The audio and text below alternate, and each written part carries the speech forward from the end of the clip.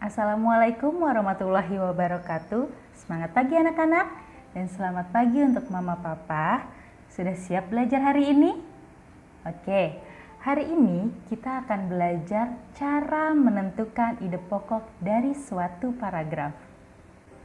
Nah, kalian harus tahu dulu nih, apa itu paragraf? Paragraf terdiri dari kalimat utama dan beberapa kalimat pengembang. Kalimat utama berisi ide pokok atau gagasan utama.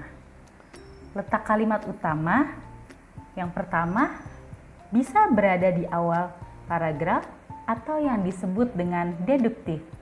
Kedua, dapat terletak di akhir paragraf yang disebut dengan induktif. Yang ketiga, dapat terletak di awal dan akhir paragraf yang disebut dengan deduktif induktif.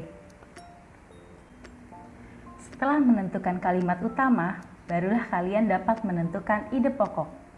Karena ide pokok terdapat di dalam kalimat utama. Apa sih ide pokok itu? Ide pokok merupakan inti dari sebuah paragraf. Nah, ada nama-nama lain nih dari ide pokok. Yang pertama, pokok pikiran, pikiran pokok, gagasan utama, gagasan pokok, dan pikiran utama. Kalian tahu nggak sih apa fungsi dari ide pokok? Ide pokok berfungsi untuk mengetahui inti atau pokok bahasan dari suatu bacaan. Nah, sekarang bagaimana sih cara mudah menentukan ide pokok?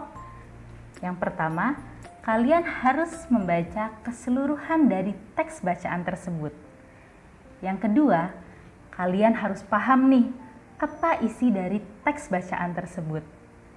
Yang ketiga, kalian dapat mencari kalimat utama pada setiap paragraf.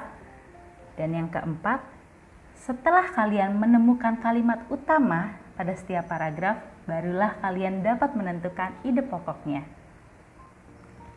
Berikut adalah contoh cara menentukan ide pokok. Gurita merupakan salah satu jenis hewan tidak bertulang belakang yang dikenal sebagai hewan yang cerdik dan pintar. Hal itu karena seekor gurita memiliki daya ingat yang cukup kuat.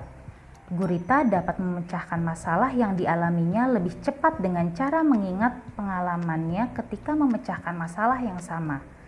Selain itu, gurita juga dikenal sebagai perenang yang cukup cepat. Kalimat utama dari paragraf tersebut terdapat pada kalimat pertama, yaitu gurita merupakan salah satu jenis hewan tidak bertulang belakang yang dikenal sebagai hewan yang cerdik dan pintar.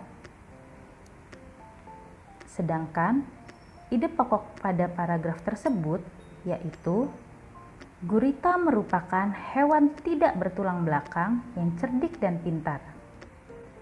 Sedangkan kalimat pengembang atau kalimat penjelas terdapat pada kalimat kedua, ketiga, dan keempat. Demikian penjelasan singkat tentang cara menentukan ide pokok. Semoga video pembelajaran ini bermanfaat untuk kalian semua. Jangan lupa di like, komen, dan subscribe. Selalu jaga kesehatan dan tetap belajar di rumah. Assalamualaikum warahmatullahi wabarakatuh.